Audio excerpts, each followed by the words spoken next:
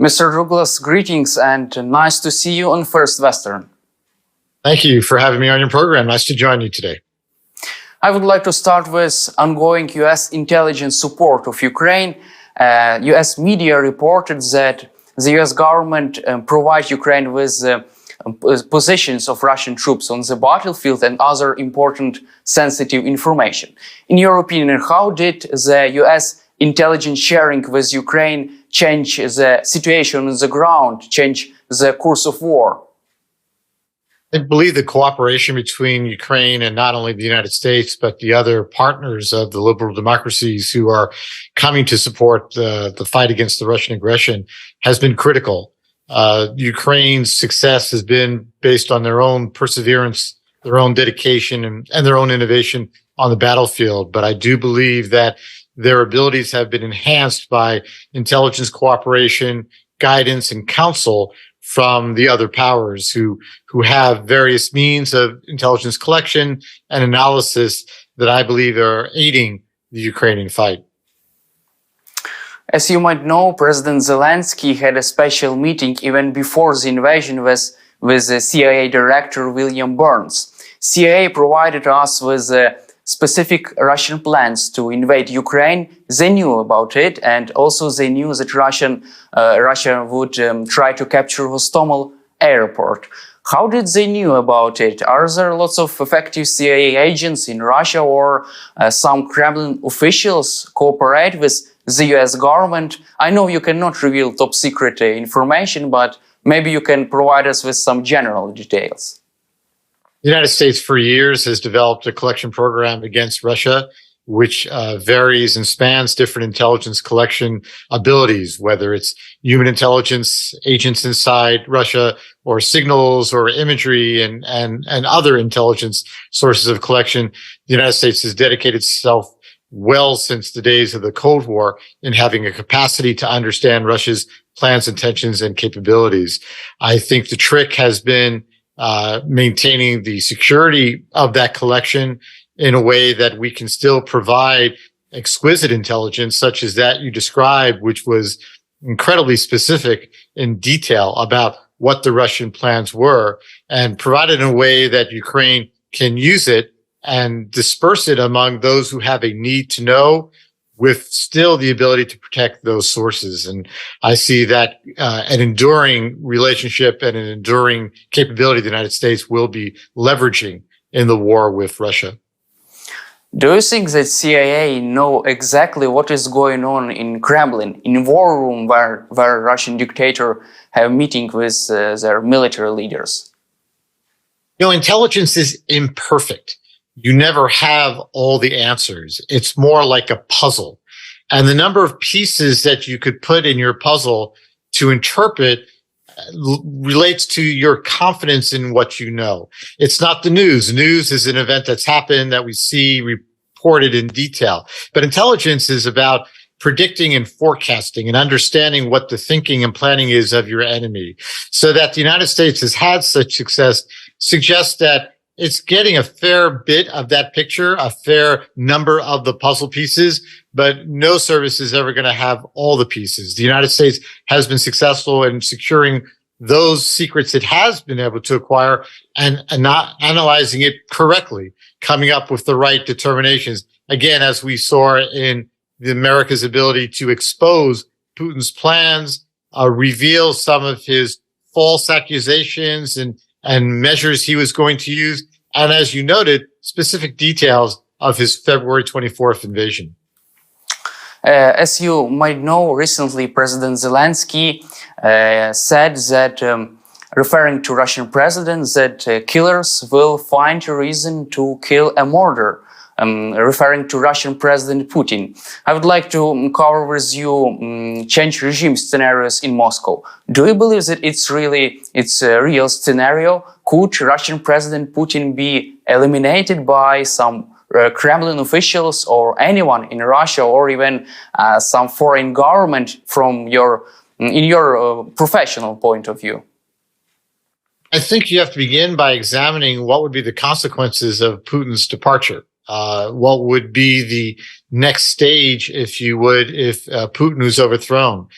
it's not necessarily going to make things better.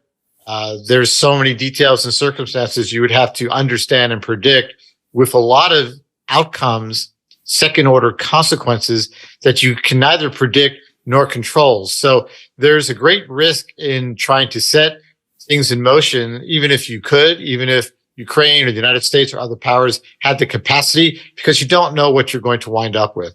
There's certainly a great deal of energy spent on understanding what's going on with Putin and those around him, in trying to predict if anyone would try to make a move against Putin and where that would come from. Would it come from his insiders? Would it come from some massive outpouring of protest from the Russian people? At this point, Putin has done a pretty effective job of convincing the Russian people that he's in the right, of brandishing his lies and convincing them. Those who don't believe, we've seen voting by their feet, if you would, the departure of some 700,000 military-aged males to avoid the war, and the other brain loss that Russia has lost in terms of intellectuals and professionals who've left the country because they don't agree. But it's always a rather tricky plot to play if you're going to try to consider actively overthrowing, actively having a regime change, because what may come of it could be even worse than what you have at the present time. Can the US government support such people which would go directly against Russian President Putin? I believe the United States has an interest in talking to all voices within Russia, giving it the ability to collect intelligence and try to understand the dynamics and what might come. And then in some cases, aiding those who are speaking out against Putin, providing support, encouragement, even material support to those who would stand up to Putin. But there's a process for regime change, and the first process begins with trying to understand, is this something that benefits Ukraine? Does it benefit the world? Does it benefit the United States? Can we predict and control what's going to happen? You know, Putin has relied, as you've reported in your program, on a great many people from his remote regions of Russia, from minorities in Russia, from Central Asian republics, workers who are there, because he's trying to buffer the effect of the war on what he considers his base of support. Time is not necessarily on Putin's side as he might think. He believes he has the advantage. He can outlast, the Russian people could outlast. I don't necessarily agree with all that, because I think there's a threshold at which point comes where the war is affecting all of Russia, and Russians will have to decide, is it better to stand by Putin and suffer the loss of their relatives, suffer the economic consequences, or is it so difficult and dangerous for them that there's no risk in standing up to him?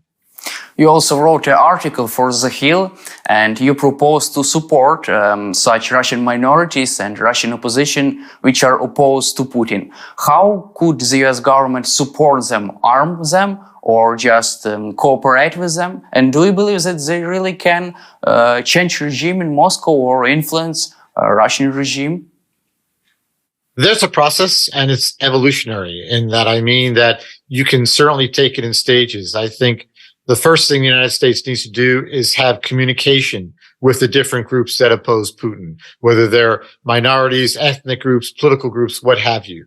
There's always a benefit in communications, because from that you get knowledge and you get insight, and you also get contacts and connections. At that point, the United States with Ukraine can certainly assess, is there a value in providing support, and then identifying what type of support. Is it simply political support? Is it messaging? Is it training? Is it political in terms of equipping them to communicate? You know, when you look back at the history of the Cold War, and you look back at Poland in the early 80s and the Solidarity movement, there's reflections across the press that still the United States is going to deny to protect its sources and methods, that the United States and its NATO allies began by providing support to the logistics that the movement needed, perhaps providing money, perhaps providing training, perhaps providing a way for them to communicate among themselves, which fell way short of lethal support in terms of weapons and such aid to conduct kinetic activities. But that's also a possibility. That it can be done, I think most certainly it can. Look at how many people are fighting alongside the Ukrainians from Russia itself. And I'm not just talking exclusively about the minorities or those from remote areas. the New York Times had a report no less than a couple of weeks ago about a group that fights with Ukraine that's called the Russian Legion, that are made up of those Russians from presumably Putin's base in Heartland who've chosen to fight their own countrymen based on the horrors of this war and the horrors of Putin's leadership. So there are means, but it's not something you rush into, and certainly you do it most likely in stages.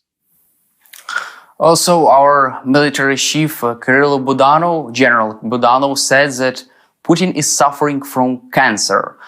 Do you believe in it? Also, US media reported it dozens of times. Do you believe in such a disease, and how could cancer influence decision-making process of Russian president? You know, we regularly see highlights in the press that pop up pictures of Putin from current times to the past few years, and they suggest, you know, his face is swollen. There are other indications in his mannerisms and his walk that suggest he's suffering from some illness. And then there's gossip and rumors that it might be cancer. But, you know, we've just witnessed Putin standing before audiences, spending hours and hours giving a speech.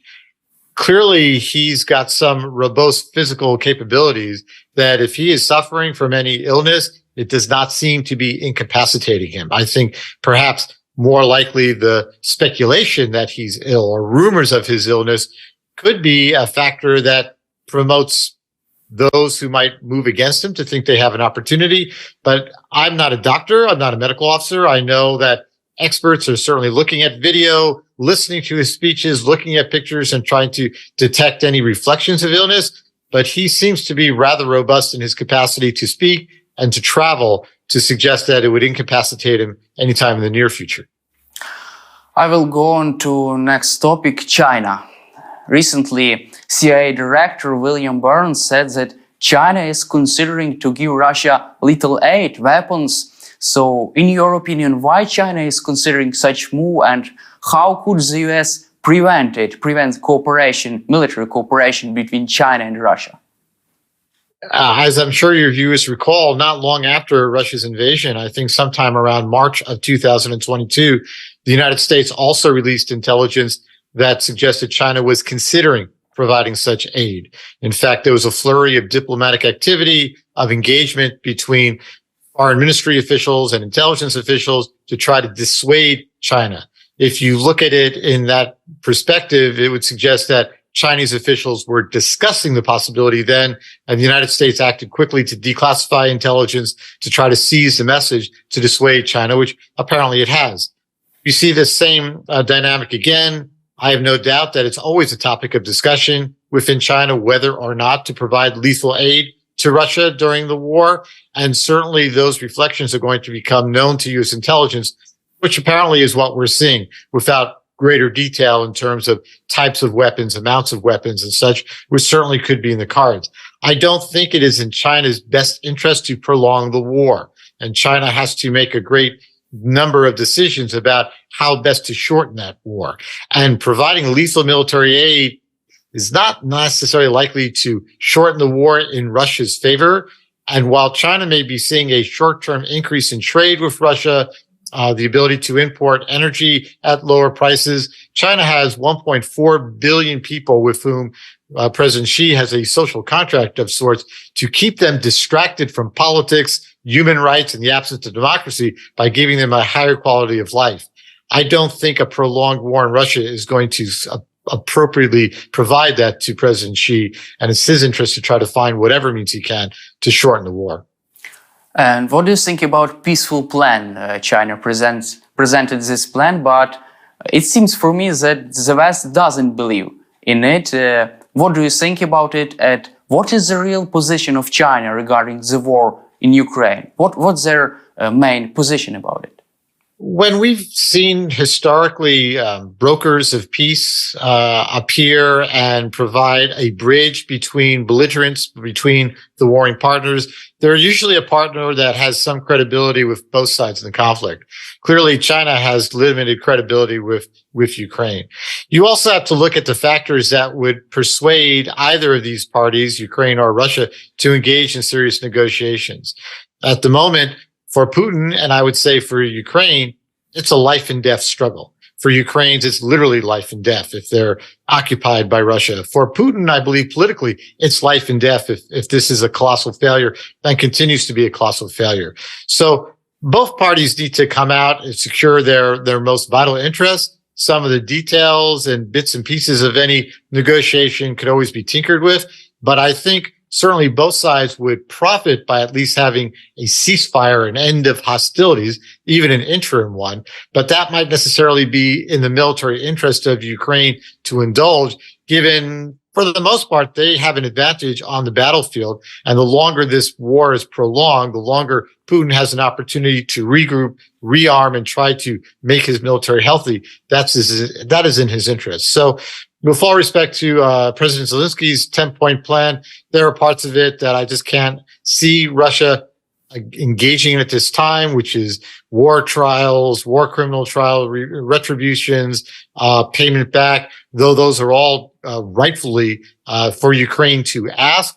So I don't see a real seriousness, particularly on the part of Russia, to engage, but I see political profit from China going out on the world stage, producing this document, this set of opportunities, and trying to play peacemaker because it politically helps China, which very much wants to keep good commercial relations with the West and the rest of the industrialized world. And I think it helps Russia, which wants to have a message that, hey, we're defending ourselves, as opposed to being the true aggressor that they are in this conflict. Instead of China, we have Iran. Iran joined the axis of evil and cooperate with Russia. US media recently reported that Iran is deepening its military cooperation with Russia. In your opinion, did the US government done enough to stop this cooperation? Because we feel consequences of this cooperation every day. Iranian drones kill our people. Did the US government do enough to stop this cooperation? Well, as your audience knows, the United States has precious little influence over Iran. Iran considers itself very much in a state of war with the United States. And in this case, Iran has very little to lose by leveraging Russia's need for help on the battlefield in providing it weaponry and drones. Certainly, Iran would like to overcome sanctions, to which the Russians have agreed in the past, but I see clearly no longer respecting, to provide Iran new weapons, and particularly fighter aircraft. The Iranians have very dated, very old fighter aircraft, while they've been innovative on so many of their weapons. So I don't see very much the United States could do in terms of discouraging the Iranians, which have very little to lose, which are already in a state of tense engagements with other countries in their neighborhood, with the Gulf Arab countries in the region and such like that. It is really, what does Russia have to gain or lose? And Russia does have a fair amount to lose, where it has tried to promote better relations with other Middle Eastern countries where the United States has historically had the advantage, particularly in the Gulf, like Saudi Arabia, the United Arab Emirates, Kuwait, and those countries. And by becoming closer to Iran and providing Iran military support, which is considered a real threat to the Gulf Arab countries, clearly they're going to lose out in trying to promote better relations with these other Arab states.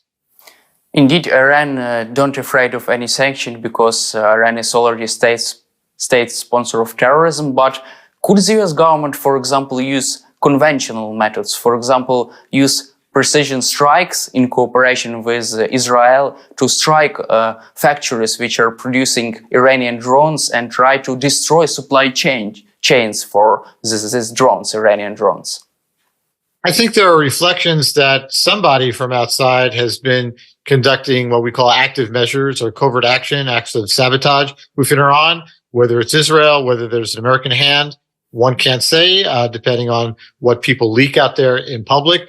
But if you're talking about an open conventional attack, there's consequences with that.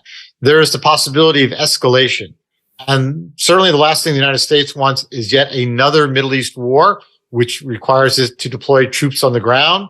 And engaging Iran might only help insulate the regime, the current theocratic regime in Tehran, which has to impose a great deal of repressive measures in a country who's suffering economically despite their vast oil capacity And that could be great danger in giving that Iranian government just what it needs to rally the forces of nationalism.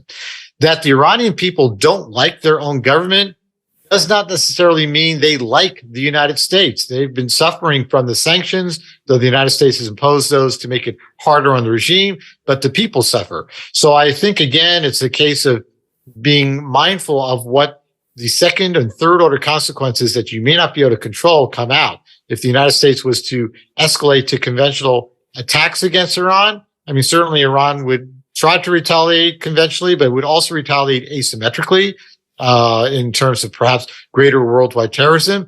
But we also could be turning the Iranian people further against the West by doing so. Don't you think that there is too much fear of escalation in Washington because White House is hesitating to provide us with fighter jets, long-range missile because of fear of escalation too? I believe in the case of Ukraine, the United States certainly could and should move quicker. I think we have a good understanding of Putin in terms of what his red lines are, what those lines are that were we to cross might force him to escalate. But Putin also only has limited means to escalate. At this point, the British say he has 97% of his total military forces in Ukraine, and the United States says it's as much as 80%, which means he's certainly in no capacity to defend Russia from another attack from another aggressor, whether it's NATO, as he contends to believe and tell his people is the greatest threat, or even China, which, if you recall, there are historic grievances between China and Russia that go back centuries, which includes the question of where the border should be.